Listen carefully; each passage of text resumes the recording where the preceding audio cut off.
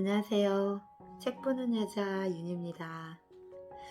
법륜 스님의 행복 어제부터 읽어드리고 있습니다. 오늘은 왜 내 삶은 원하는 대로 되지 않을까 읽어드리겠습니다. 버스 정류장에서 같은 버스를 기다리는 사람이 여럿이라도 속마음이 다 다릅니다. 이놈의 버스가 왜 아직 안 오나 라며 발을 동동 구르는 사람이 있는가 하면 아침에 집에서 잔소리만 안 들었어도 벌써 갔을 텐데 하고 남 탓하는 사람도 있고, 차가 이렇게 뜸하게 오면 차 안에 사람이 엄청 많을 텐데 하고 미리 걱정하는 사람도 있지요. 그러나 그 와중에도 여유를 즐기는 사람도 있어요. 어차피 내가 안달한다고 버스가 더 빨리 오는 것도 아닌데 하면서 느긋하게 기다립니다. 마침내 도착한 버스에 사람이 빽빽하게 차 있더라도 이렇게라도 타고 가니 참 다행이다 라고 생각해요. 결국 이 짧은 순간순간들이 이어져 인생이 됩니다. 그런데 우리는 이 소중한 순간들을 불안해하고 조바심 치느라 놓쳐버리고 뒤늦게 후회합니다. 조건이 나쁠 때는 좋아지기만 하고 바라느라 눈이 멀고, 조건이 좋아지면 이제는 그 좋은 조건이 사라질까봐 전전긍긍합니다. 그러느라 한 번도 제대로 행복해 보지 못한 사이 시간은 쏜살같이 흘러갑니다. 여러분들은 어떠세요? 조바심 갖고 계시나요? 오늘 첫 장, 선택과 자기 모순입니다. 우리는 누구나 그때그때 이것이 좋은 일이다 하는 것을 선택하고 삽니다. 그런데 살고 나서 결과를 보면 그때 좋은 일이 나중까지 꼭 좋은 일이 아니라는 것을 알게 됩니다. 예를 들어 행복하려고 결혼했는데 결혼 생활이 오히려 불행의 원인이 되고, 더 행복하려고 자식을 낳아 키웠는데 무자식이 상팔자라고 할 정도로 자식 때문에 괴로워합니다. 돈을 벌려고 사업을 시작했는데 벌기는커녕 빚만 떠안게 되는 일도 부지기수예요.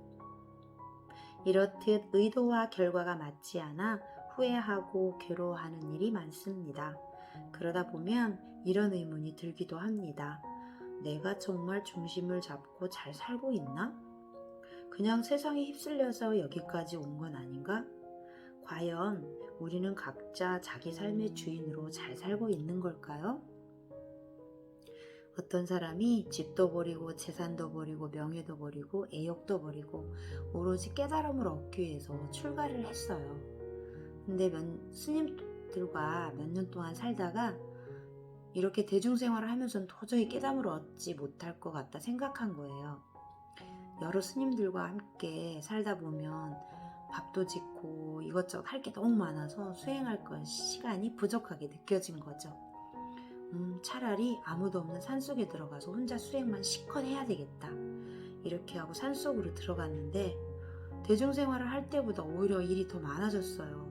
초막도 지어야 되고 수시로 보수해야 되고, 먹을 거를 구하려고 마을로 내려갔다 와야 되고, 집신도 빨리 닳아지고, 설상가상으로 몸에 병이 들어서 영양실조라고 우유를 하루에 한 잔 마시라는 거예요. 산골에 우유가 없잖아요. 그래서 아예 염소 몇 마리를 구해서 산으로 데리고 간 거예요. 염소젖을 직접 짜먹으니까 마을까지 데려갔다 오지는 않았는데, 염소를 풀어놓으면 도망가니까 메워주면 또 옮겨줘야지, 풀먹여야지. 수행할 시간이 더 부족했어요. 그래서 목동을 한 명 구했어요. 목동이 공짜로 일을 해줄 리 없잖아요.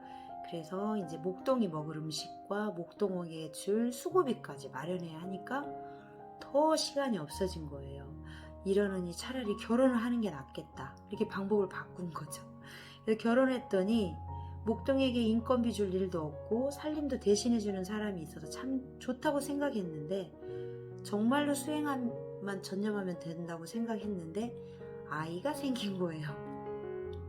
이렇게 해서 깨달음을 얻겠다고 집과 가족을 버리고 절에 들어간 사람은 결국 깊은 산속에서 결혼해서 애 낳고 다시 하루하루 먹고 살기 바빴다는 이야기예요. 이 이야기를 들어보면 참 어리석다 싶을 겁니다. 그런데 대부분 지금 사는 모습이 딱 이 수준이라고 하네요. 순간순간 선택은 잘한다고 하지만 나중에 지나놓고 생각하다 보면 그 순간의 편안함과 안락함에 빠져서 본래의 목표와 의미를 잃어버린 거지요. 사람이 결혼을 했으면 그 도리에 맞게 살아야 되고, 수행자로 살겠다고 출가했으면 그 도리에 맞게 살아야 되죠. 인생의 목표를 분명히 하고 살아야 괴로움이 적어요. 우리는 세상살이가 고달프면 나도 머리 깎고 출가하고 싶다 라고 말하고, 출가한 다음에는 수행하는 게 너무 힘들다 라면서 오히려 세속의 삶을 부러워합니다. 우리가 살다 보면 인생의 목표를 분명히 하지 못해 본래 목적을 잃고 이 수행자와 같은 어리석음을 범할 때가 많습니다. 이럴 때는 길이 두 가지입니다. 하나는 처음에 세웠던 목표는 접어두고 현실에 그냥 맞춰 살면 돼요. 그렇게 살아도 아무 문제가 없습니다. 다른 하나는 목표에서 벗어났다는 것을 깨달는 순간 그 자리에서 바로 멈추고 본래 자리로 돌아와야 하는 겁니다. 우리는 습관적으로 돈만 있으면 행복할 것 같다, 결혼만 하면 행복해질 것이다. 하지만 돈 벌어서 결혼을 해도 마냥 행복하지 않습니다. 이번에는 아이만 하나 낳으면 하고 바라고, 막상 아이가 생기면 애가 초등학교 가기만 하면, 애가 초등학교 다니면 중학교 가기만 하고, 또 중학교 가면 애가 대학 갈 때까지만 하고 행복을 미뤄요. 그래서 아이가 대학에 합격하면 행복해지는가 하면 그렇지 않습니다. 취직만 하면, 결혼만 하면, 손자만 나오면, 그 다음에는 또 손자만 다 크면 평생 이렇게 행복의 조건만 받고 가면서 살다가 제대로 행복의 맛도 보지 못하고 죽는 게 우리 인생이에요. 부와 명예와 가족, 친구는 고통의 원인도 아니고 행복의 조건도 아닙니다.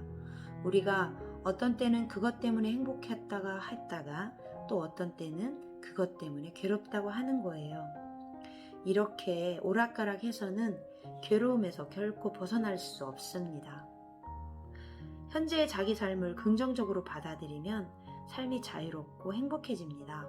그래도 뭔가 이루고 싶은 목표가 있다면 무작정 앞만 보고 달리던 습관을 멈춰야 합니다. 자꾸 내일부터, 모레부터 하면서 미루지 말고 지금 여기에서 내가 행복해야 합니다. 인생에는 정답이 없습니다. 자기가 선택한 대로 사는 것일 뿐입니다. 그런데 우리가 이럴까 저럴까 망설이는 것은 선택에 대한 책임을 지고 싶지 않기 때문입니다. 우리 삶은 어떤 것이 좋다 나쁘다 잘라 말할 수 없어요. 선택과 그것에 따른 책임이 있을 뿐입니다. 이때 자기 선택에 대한 책임을 진다는 것은 선택의 결과를 기꺼이 받아들인다는 것입니다. 이렇게 지은 인연의 과보를 기꺼이 받아들이면 어떤 일이 일어나도 괴로워하거나 원망할 일이 없습니다. 마지막, 선택과 그에 따른 책임이 있을 뿐이다. 이 말이 저의 가슴을 울립니다. 그래서 저는 지금부터 행복하기 위해서 이렇게 책을 읽어드리고 있습니다. 책을 읽는 건 여러분을 위한 것이기도 하지만 가장 중요한 건 제 자신을 위해서이기도 합니다. 책을 한 번씩 이렇게 읽다 보면 다시 잊고 있었던 거에 대해서 생각할 수 있어서 너무 행복합니다. 10분의 행복, 저한테 주어진 오늘의 행복입니다. 오늘도 좋은 밤 되시고, 책 보는 여자 윤이었습니다.